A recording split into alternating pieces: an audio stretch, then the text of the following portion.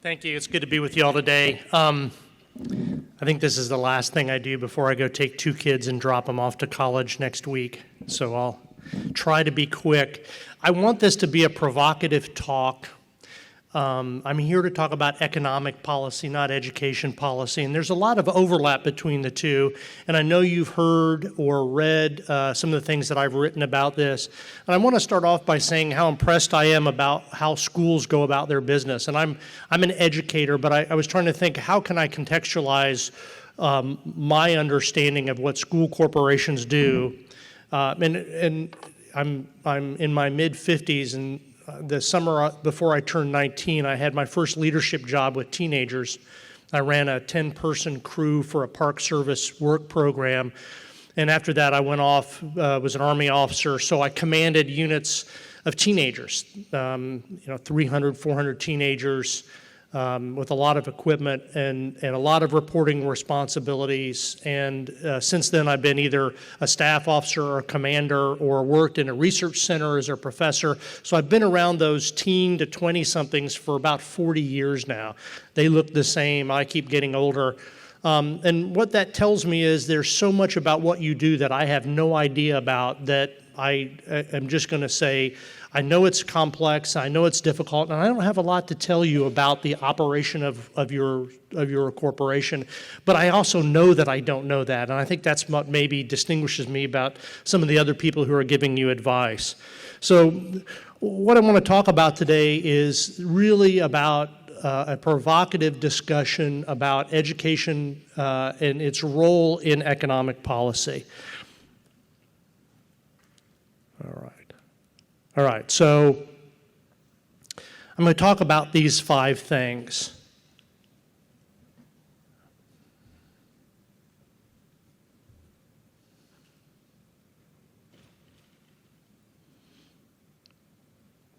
And as I think you can tell, I'm not going to hold back. Education fits importantly into our state's economy. We spend about half the money that we gather on public education. The role of education in households is huge. Households spend, at least for a very big period of their life, a significant amount of resources on education. It's the most important thing government does. At the same time, this talk is not a political talk. I'm not going to defend public education or professors. I've been very critical of my profession, tenure and what universities do. I think I've been critical of schools that have not done things that they need to do.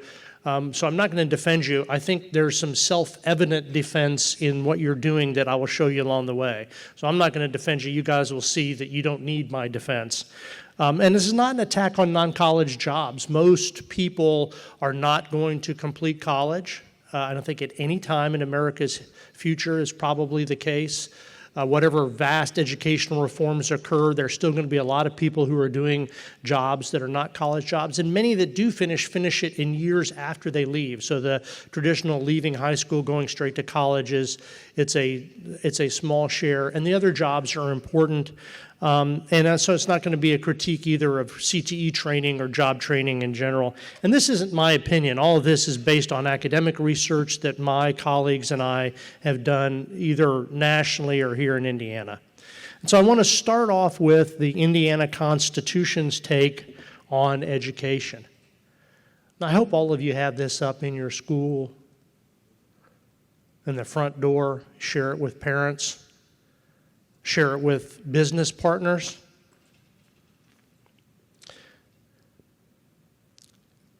And as you read that, you will hear echoes of the Enlightenment, okay? This is a rework of the original language from the Northwest Territory Charter, right? And so this is an appeal to education for the preservation of a free government, general knowledge and learning, general diffuse throughout a community, right? And they talk about things that matter, intellectual, scientific, and agricultural improvement, but there's not a damn word in this Constitution about filling jobs, about career readiness, about ensuring that an important donor has the right employees showing up at their work step. This is about education as a role in sustaining a free government and prosperous people. And you're going to hear my column this week, if you read it, or if you see it elsewhere, this is going to reappear over and over again. I would arm yourselves with this, and when people talk about what they want out of your schools, you ask them if it fits into this description. This is how I should say that definition is what economists also think about education. This is what an economist think about education.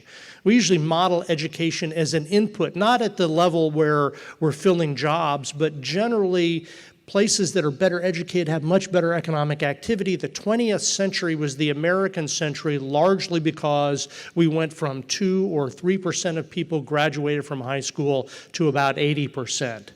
And we went from 1% of people having graduated from college to about 27%.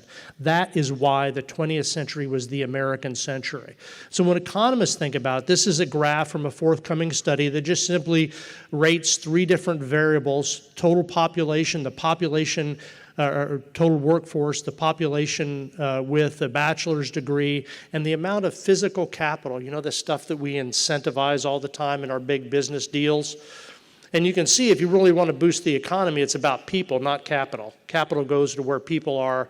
And so when economists think about education, it's not about a workforce development official being very clever about figuring out what jobs need to be filled today and then crafting a curriculum so that children go into those jobs. That's just nonsense. This is education general diffused. This is how economists think about it. So when somebody says your school is important to the economy, it's important as a generally diffused factor, not as your capacity to be an HR firm for your local employer.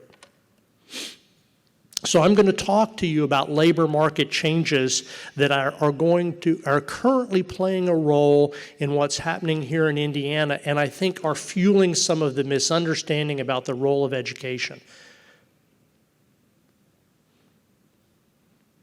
I'll let you read this. When you listen to people talk about what schools are or about going to college, do you ever hear that there's still an increasing wage premium for college grads, right? Or that the middle class jobs, the jobs that we're spending a lot of CTE money on, are going away? And that the future of those look very different from the past, and that the places that those jobs are going are geographically sorting in ways that make it very important for Indiana to think more deeply about this, right? None of these things seem to be playing a role in our human capital policy. They were 10 years ago.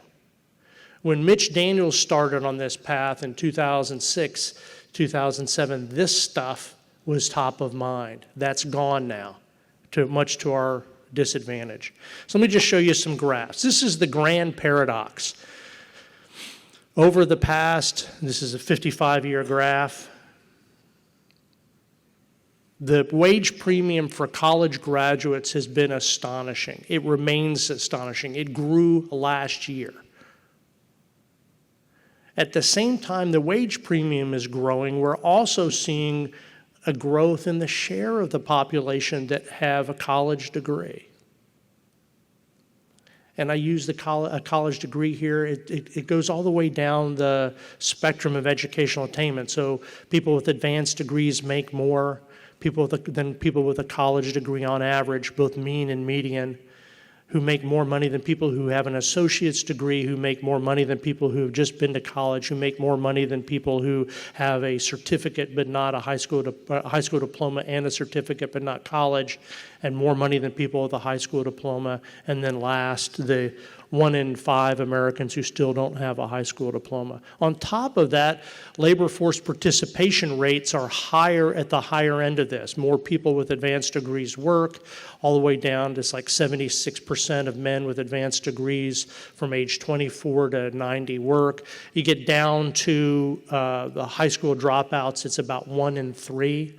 So it's not just wages, but it's probability of employment and all the other things that go with that.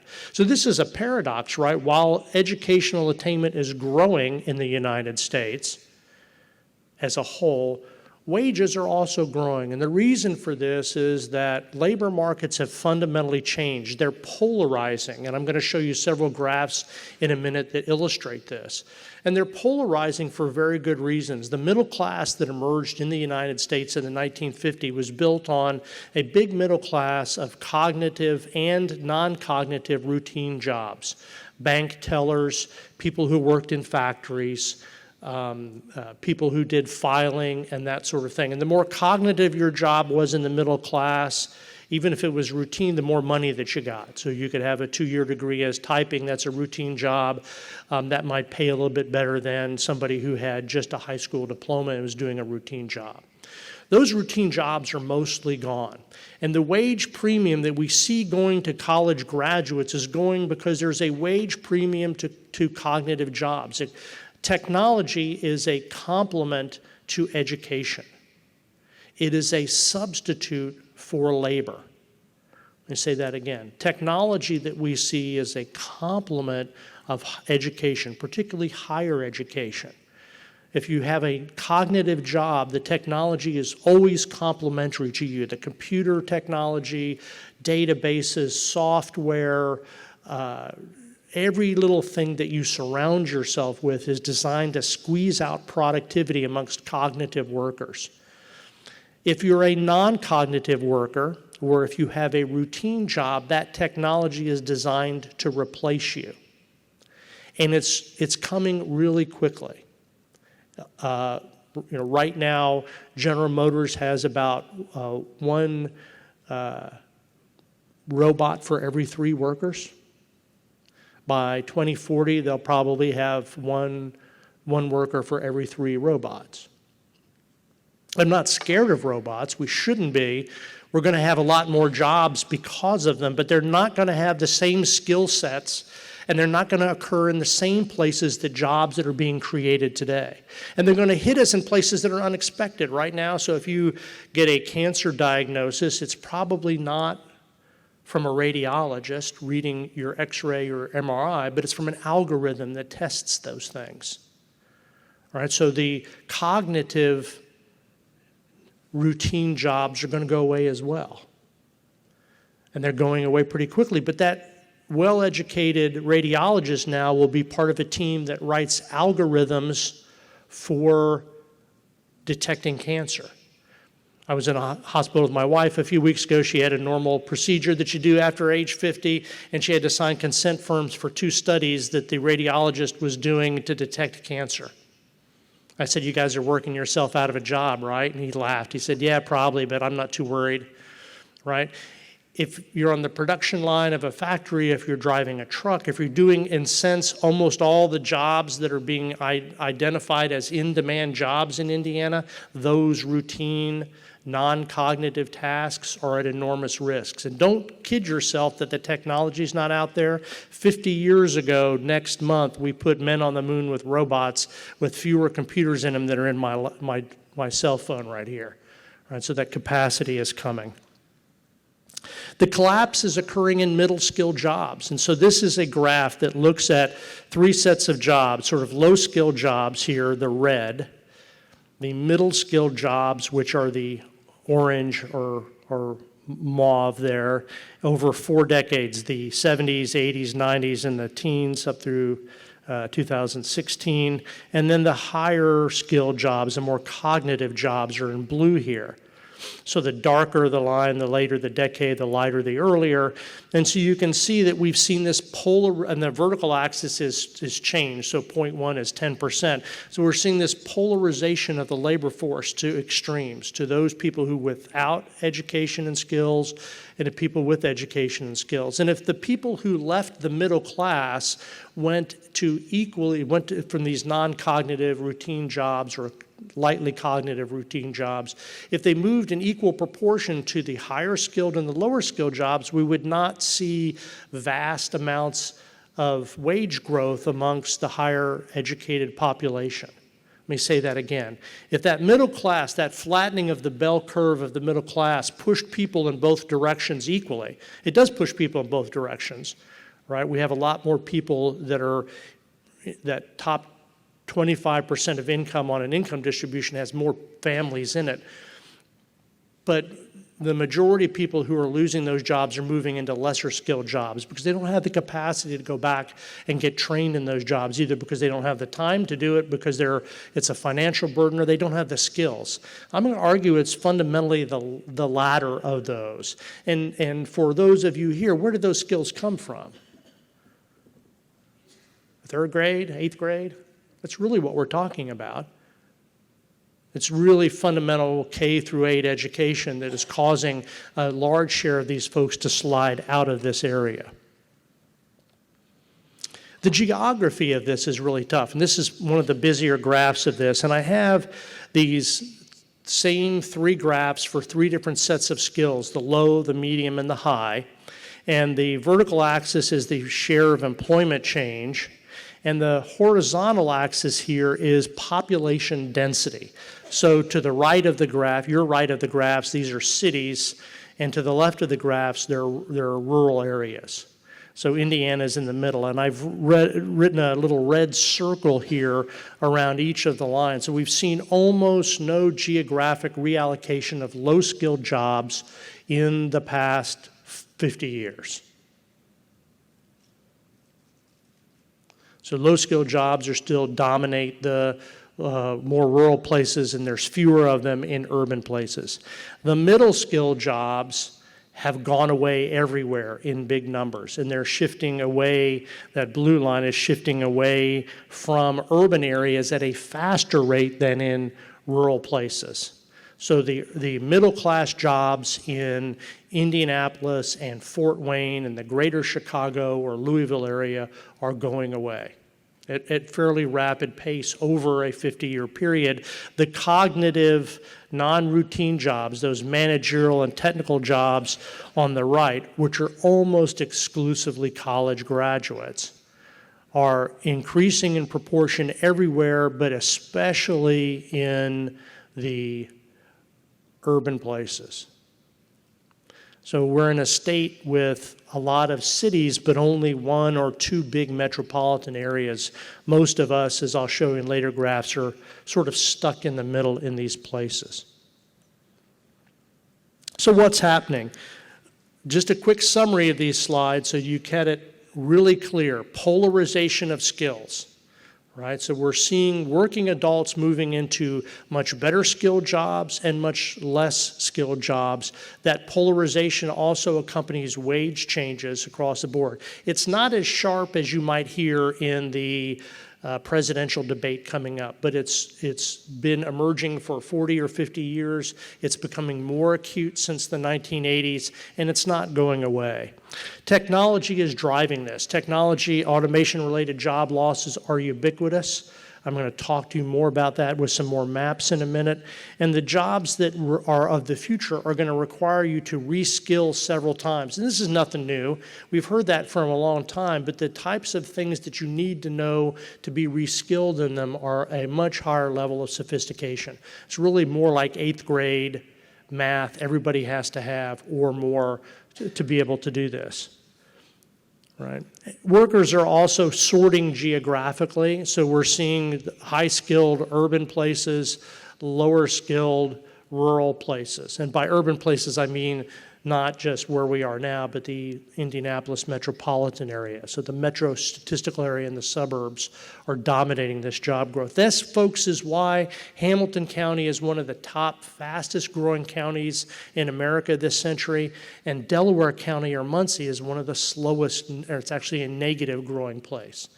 And that trend is being repeated throughout 30 or so Indiana counties where many of you work. There's also major declines in the employment to population ratio. This is mostly about men. Right, and we lose them in your care. I'm not saying it's your fault, but they're gone by 18. They're out of the workforce. They never enter into the workforce. They probably don't have teen jobs. They don't go to college. We lose them either through dropouts or they just never transition into adult labor. These are sort of monumental public policy problems. Our economic growth would be 0.25% higher with them. The guys who are not working are not high productivity men, but they're a big fiscal drag at some point. And they also cause other social problems. And I'll just leave it at there. That's not what this talk is about. But part of the discussion about what we do with public education dollars can be focusing more on these men, because I'm hoping to do things that would raise wages or increase the opportunity cost for sitting at home and playing Fortnite in your mom's house. Now let me show you Indiana. This is a graph of Indiana and the U.S. 10 years ago, at the end of this month, we started it. That's how long our recovery has been going on. This is the longest economic expansion in American history. The yellow line here are cumulative job growth in the United States on your right, different scales here, right, for college graduates. And on the left, the yellow is for college graduates in Indiana. We've added about, for every 6 jobs that Indiana has added, about 1 of them is going to a college graduate since 2009. Nationally, out of every 10 jobs, 8 are going to a college graduate. We actually have more people now since the end of the recession who've entered the labor force without a high school diploma than with a college degree. And you can see that graph in the bottom compares job creation numbers across these 2 domains. I think this, folks, is a crisis. There's a lot of causes to it. I'll talk about brain drain down the road, but it's really fundamentally not enough Hoosier children going to colleges and businesses not expanding or offering jobs because they don't have a pool of them. We simply do not have enough of our students going off to college and graduating to offer a competitive pool for businesses to relocate here. And that's why this is materializing this way. The wage premium for a college graduate in percentage terms in Indiana is higher than the national level. So if you get a college degree here, you're getting a much higher wage premium than you are nationally, right? Because we're so more scarce here than we are nationally. You can't throw a dead cat anywhere in Washington, D.C. or Boston or Los Angeles without hitting somebody with a bachelor's degree in something. And here we have only 2 or 3 counties that are above the national average of graduates. So that's a profound problem that starts early, right? In a minute, I'm going to relieve you of the burden of being the causal factor in this, but it starts early and it's something we have to address. And here's our comparison of college graduates. Here, this is a 2017 data from the census. We just have too few college graduates as a share of our workforce or our population. Here, this increases that college wage gap for us and reduces non-college wages for everybody else, right? That's supply and demand working. We have a low supply of college graduates, a big supply of high school graduates or less, so that's where we're going. We look about the same when it comes to associate's degree in some college, which is odd because we are the country's manufacturing state. We should have the biggest demand for associate's degrees. So we really should be above that level here, and I'll point some fingers in a minute. Geographically, we're in a bad spot as well. This is from a 2017 study that my office did. And the map there shows automation risk and we did a national map. This is Indiana. And you can see the red are 6 out of 10 jobs or higher at risk of automation job losses over a generation. Right, so next 20 years or so. It's actually gotten worse. Elkhart County now, I got a call from a reporter yesterday. Anybody from Elkhart County out there? 49% of your population is in the manufacturing, right? All those jobs are going to be gone in 30 years, right? Particularly the ones that have just a high school diploma or less. Right? Why would you pay health care for somebody that you can get a machine, they don't complain, their health care premiums are a lot lower, and it is a transformational factor in many places. The graphic here shows the risk of automation job losses by population density. The 0 down there is the least populated place. The 10 is the reverse. The 0 is the big cities. And we're in that circled area. So we have Indiana as a state is the most at risk of automation-related job losses. And not only is this the study that we did, Brookings replicated this study, Brookings Institution last January replicated this study using a different measure of automation job risk, and they came out with the same rankings, right? So it's not just Mike Hicks doing this using data from a couple of underestimates. The Brookings Institution has replicated it, found exactly the same thing. And here's how it plays out in wages. So here are, the blue line here are wage levels of by risk premium, by risk decile for automation and trade-related job losses. So trade is that flat line in the middle, right? Trade risk is there for everybody. So we're going to offshore some jobs over the next few decades. We have been. We create more jobs in return. The U.S. is at current peak of employment and job availability at any time in the future or in the past. So we do well in job creation. We just don't create jobs with the same skills or in the same places we did before. And if you look at automation-related job risk, and if you map that to the occupations that are workforce development apparatus, and I'm talking about the people who are communicating workforce development needs to you, to regional workforce boards, to colleges and universities, and to families in their public speeches, that red circle is where they're focusing their training on, folks. It stuns the senses. This is where we're spending our CTE dollars, on jobs that are in the highest probability of being offshored and have the lowest wages. This is what we're incentivizing here in Indiana. And I'll talk more about the badness of that as I go along. So here, I want to turn to what's happening in Indiana institutionally. And this is where the story is going to be real unpopular. I wish the governor and the General Assembly were here. I wish Sue Ellspermann were here, right? They'll take me off their Christmas card list.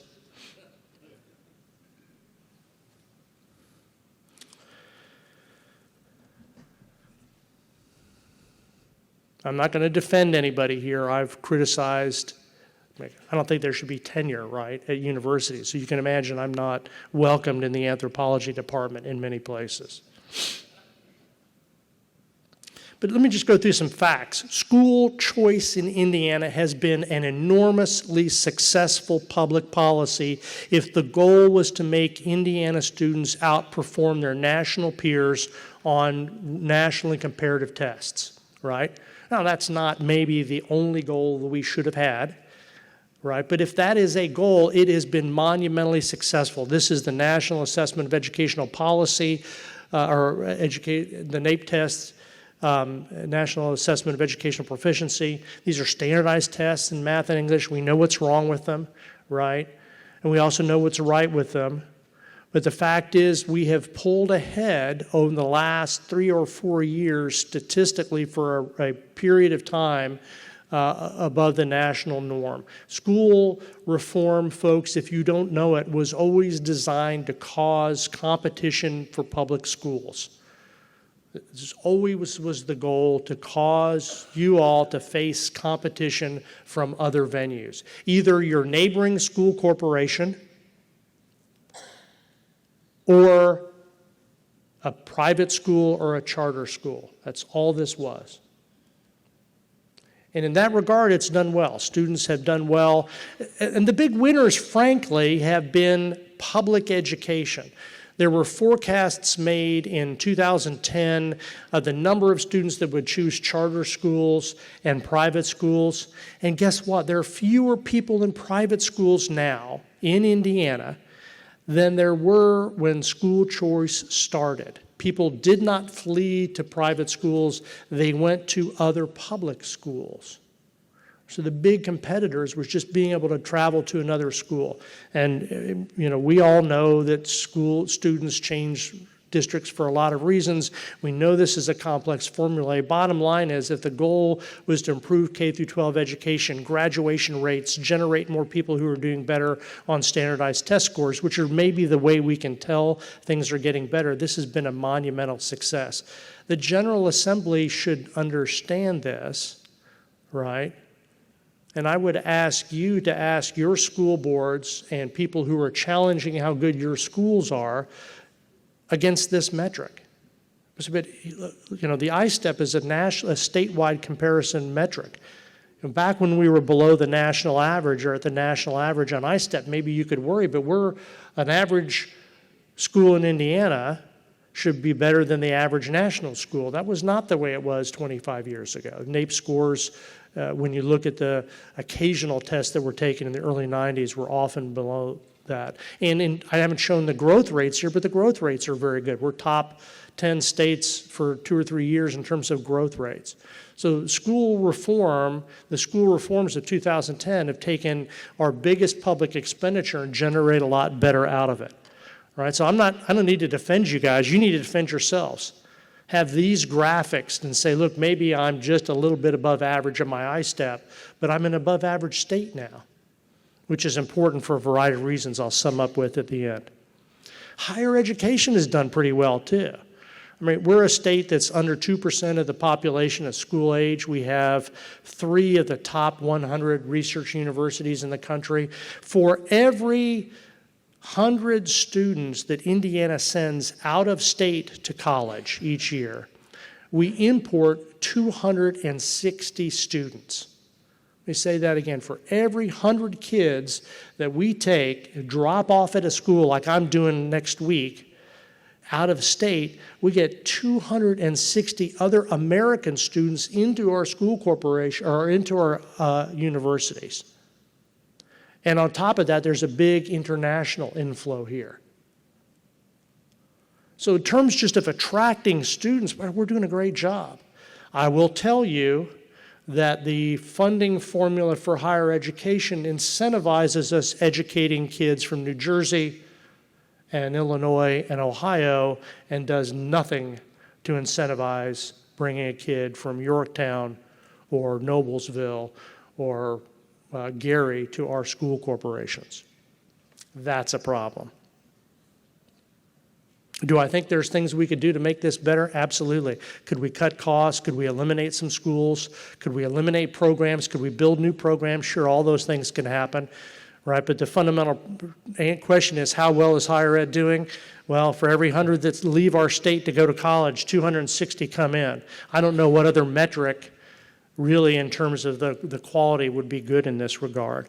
And the same thing could be reflected in your schools. If you're a net importer, that's a sign that people are voting with their feet. Public policy may be causing that as well, but it's a important issue to think about. All right, here's the least popular thing that I almost ever say. We have the worst community technical college system in the country. We have the worst community and technical college system in the country on every important metric. That big pink line, this is first-year retention and graduation rate for Ivy Tech students. We do not Ivy Tech is not a community technical college, right? It's not. It is a workforce development training program. Vincennes is a community and technical college and does fairly well. Ivy Tech is a workforce development dollar program. Its graduation rate is not yet out of the single percentage rates. You actually had a better chance of surviving D-Day in the 101st Airborne than you do graduating from Ivy Tech if you go there. All right, so when you think about public dollars being invested in an institution that's generating a graduation rate that is nationally the worst, right? There are other schools that are really bad. I think that blue dot there is like Oakland, California, right? It's got a really bad community college system. When you're talking about graduation rates in the state, we are the worst. our debt is significant. Graduates of Ivy Tech have debt levels that are close to the graduates of Indiana University. All right, that's a really unpopular thing to say. That's why I repeated it.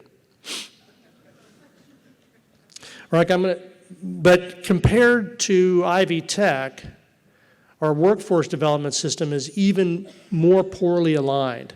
I'm showing you the results of a study that we're publishing this fall or shortly after Labor Day. And these are the workforce development, Department of Workforce Development's 4 and 5 flame jobs. These are hot jobs. These are jobs that they subsidize, that they tell children they should take, that they move directly to investing in businesses that are training in these areas in every one of our workforce regions. That top, and I've just isolated the college, the non-colleges, the high school and the civilian certificate. There's about 200 of these jobs out there, right? And these are the ones that have negative wage growth and negative employment growth in the state.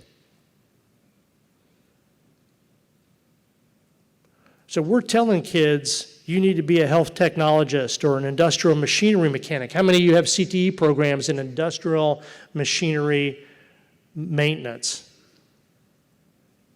Right? The last 3 years for which we have data, we have negative wage growth in that occupation. How can we be telling children that this is a hot job when in 3 years, in the middle of the largest economic expansion in American history, wages are lower over a 3-year period? It is absolute nonsense. And the reason it's nonsense is because the data that drives this 4 and 5 flame jobs is not data on workforce, it's data on job openings. So if you're running a business and you're paying so little that turnover is 30% a quarter in your job, you're going to have a 5 flame job. They're using the wrong data. And I've told them this, they've been told this by a number of people, and they change one bad set of data for another one. So when you talk to your students and their families about what CTE training is about, ask them to look at other data than what the Department of Workforce Development is promulgating. They just paid for a commercial firm, and they didn't know anything about it, right?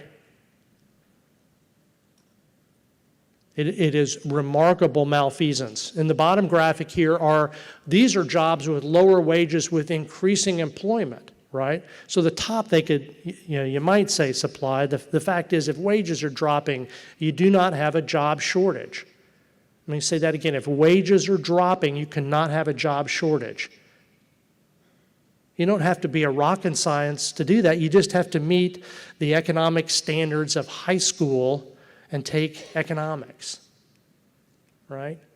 Not AP, just a semester of economics to get out of Indiana high school with an honors diploma, and you'll know that you cannot have a labor shortage with dropping wages. And this is what the Bureau of Labor Statistics says, right, with these wages, not what the workforce development does, because they don't even ask that question. Right? These jobs are trained at Ivy Tech.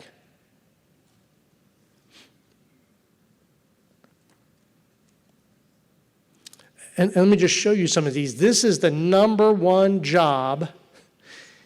Next level job is truck driver, right? This is the job, everybody's heard this, shortage in truck drivers.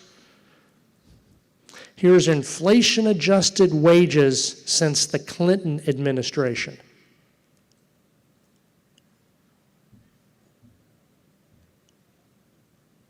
Now, I know we're not training truck drivers in K through 12, right?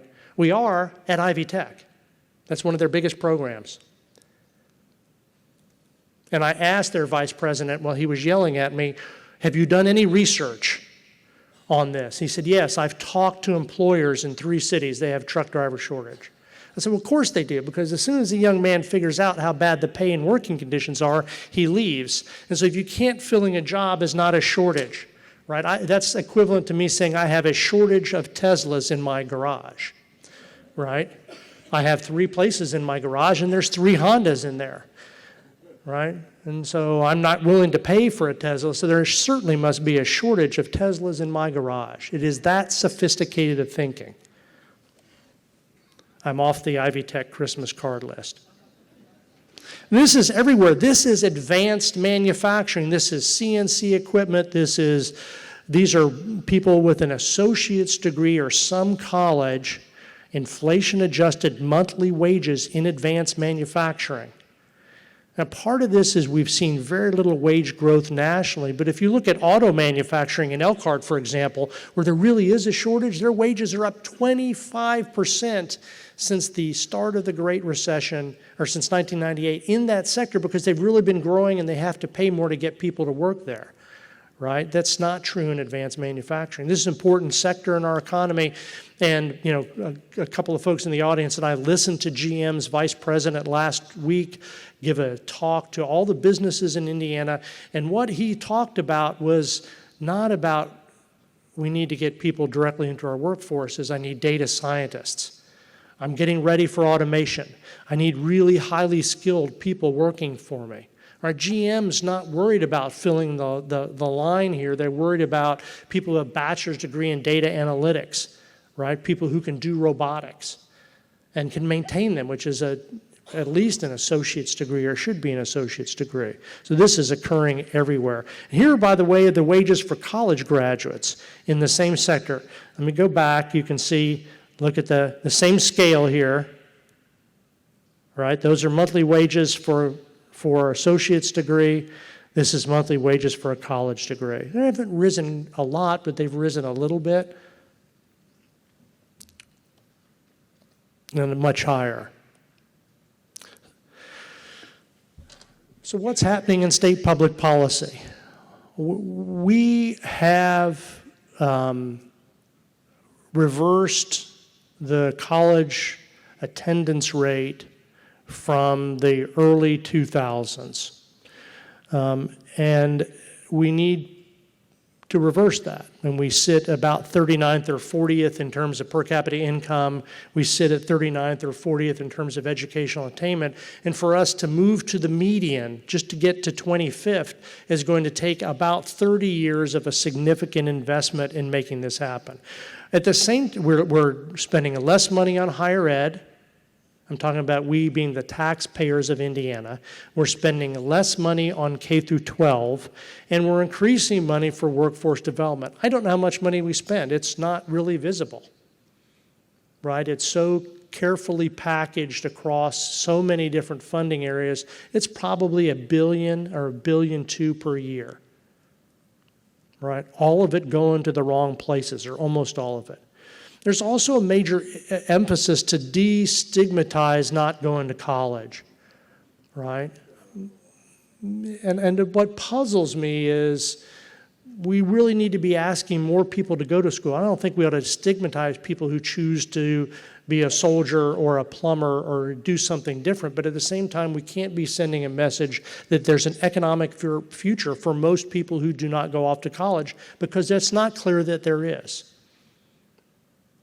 I also think we're misleading Hoosier students, we're misleading Hoosier businesses, we're misleading institutions across the state when we tell us that there are jobs that we can fill, and that the jobs that are available are really going to be growing. And I don't know how many children, how many young workers and families this affects, but it's not a non-zero number who are being told you can have a good work life as a truck driver, so we're going to don't sweat that last semester in high school. We'll have something waiting for you on the way out.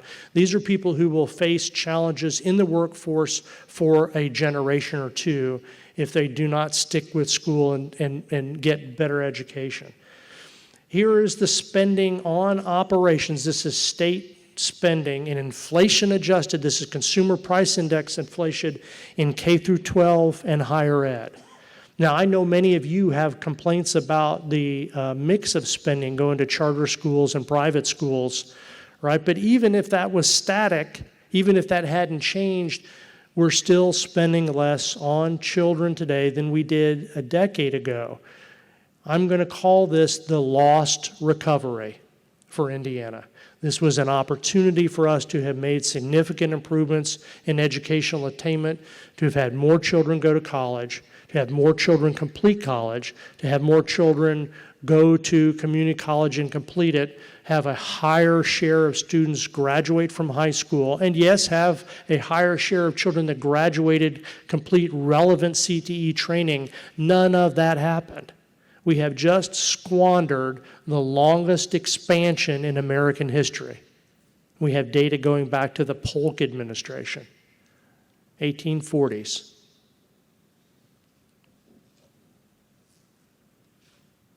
Per student spending has been flat. This is projections through 2018 because I didn't know all the enrollment numbers. This is a bit older graph, but you can see it's just been flat. And the problem with being flat in the consumer price index is that as you as superintendents and budget officers know, the things that affect your costs that are inflationary are not the same thing that affect my family, right? You're paying healthcare bills. You're doing, with the majority of your costs being people costs, that's a far more inflationary phenomenon. So this is if you're feeling real wage crisis and teachers not being paid more, this is why, right? And look, there's inefficiency in government anywhere. I've just identified a significant inefficiency in workforce development, right? All that money they're spending on consultants for hot jobs is throwaway cash. We'd be better off not spending it and just being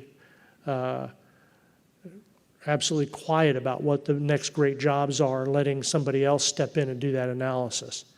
But the spending deficit here is very large and significant, and it now is contributing to difficulty in you all acquiring labor in the places that you need it. A lot of people say, but this college stuff, this is all about brain drain, right? Well, no. Brain drain plays a role, right? There are places in Indiana where young people who are educated just are not going to stay. There's few opportunities for them, but they're not places they want to live, right? And that's just an irreducible fact. But at the same time, today, jobs follow people. People don't follow jobs. I've shown you this from a study that we did 3 years ago. There's like 30 other studies that say the same thing. And so if you don't have a share of your population completing college that's sufficient to be a place that a business would want to locate because of the availability of those workers, they're not coming here. They're not expanding here, and they're not shifting their most valuable operations to Indiana. Right, the pure job attraction stuff that we do at Indiana Economic Development Corporation is not going to make any of your communities better off. What's going to matter is if you can get people to stay there, to start businesses, expand businesses that are already here, right? And that is a college graduate dependent process. Now, I have 2 more slides. This is my analytical conclusions from this. This is a summary of what's happening. Right? We have shifted away from emphasis on higher education, right? Not just 4 years of college, but pursuing classroom experience beyond high school.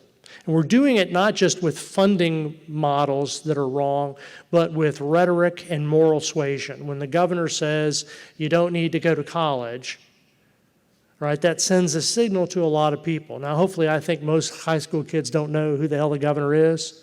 He's a pretty nice guy. They don't listen to people that are much over 35, but it sends a signal to parents, and it sends the wrong signal. I think focus is shifting towards job readiness, right? We have to prepare you for a job. And that's happening. It's happening I teach at a college of business, so it's happening where I am as well. I think that's a mistake. We need to have career-ready people. Public education is not about job readiness, it's about career readiness. It's not just about preparing you for that first job, but preparing you for every other opportunity that comes your way, to learn, to understand, to participate in that business environment. I'm a free market economist. I love business, but business is not what the education of this state's about, and the people who crafted our Constitution knew that when they wrote that language. They weren't idiots. These were all people who had lived probably their entire life in commerce.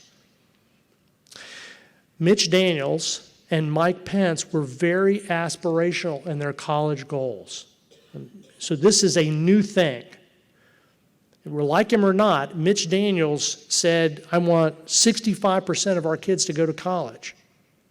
Like Mike Pence or not, he said the same thing. What he said then was we also need to have an option for kids who don't at CT, a completely reasonable and appropriate thing to say. I'll be the first to admit that high schools that are wholly college prep and do nothing else are going to shortchange a number of kids. That apparatus, the integration of that into state policy failed miserably under two different directors of workforce policy. Reduced K through 12 focus will hurt people, students, families, communities, and the state for a generation or two. You all are doing your part at getting education to be better, but if we're telling kids that they don't need to be taking college prep courses, if we're softening the curriculum, as I believe we are, if we're telling kids in 6th grade, you really need to pick a career, we're doing the wrong things with education. Those are not part of the constitutional obligation, and they make no damn sense at all. My dad was a very well-known scientist. All right, he worked at a gas station for a year after he left high school and then enlisted in the Navy and then went out and he was a very well-known scientist. If you'd asked me what I want to do in 6th grade, I'd have been a firefighter. And if you had allowed me to take the courses that pushed me towards that, that's what I would be today. Maybe I'd be happier, right? But I certainly wouldn't have boosted the economy by doing that. There's also bipartisan frustration at this. I talked to members from both parties who are deeply disappointed. This is not a Republican-Democrat thing. This is a people who think government has a certain role, and that role should be to follow the Constitution, right, and not simply to satisfy the short-term interests of commerce and business. And let me back up. I don't think businesses care about that either. I don't think most businesses are looking for you or for me to generate that first hire. I talk to businesses as a leader of a college of business, as a director of a research center. I've been talking to businesses for 25 years. And you know what I've never heard? I've never heard, Mike, I sure wish you had another class in tax accounting. I sure wish you had another class in regulatory environment. It's always, I need them to be better at mathematics and interpreting statistics. I need them to be better communicators into the written word and the spoken word. I need them to understand the context of my business and policy in the community that I'm in. It's the knowledge, general, diffused that they ask me about. That's what they tell me my graduates need, and it's been that way in businesses at 4 different universities that I've taught at. And I know it's the same thing for yours as well. So here are remedies, right? Again, it's not about teachers and professors. It's about children and the economy, and that's my urge to you. Do not make this about teacher pay or professor pay, because nobody in the General Assembly cares about us. That's not what they're worried about when they're talking about education. There's 70,000 teachers, there's about 5,000 professors, and there's about 1.3 million people in schools. That's who we should be talking about. Ed reforms worked. Tell them that. Show them the graphics. Say, why are you so anxious?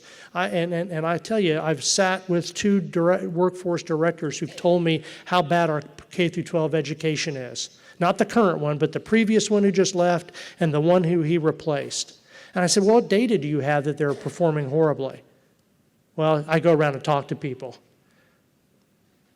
I tell them that's an evidence that your college experience was really bad.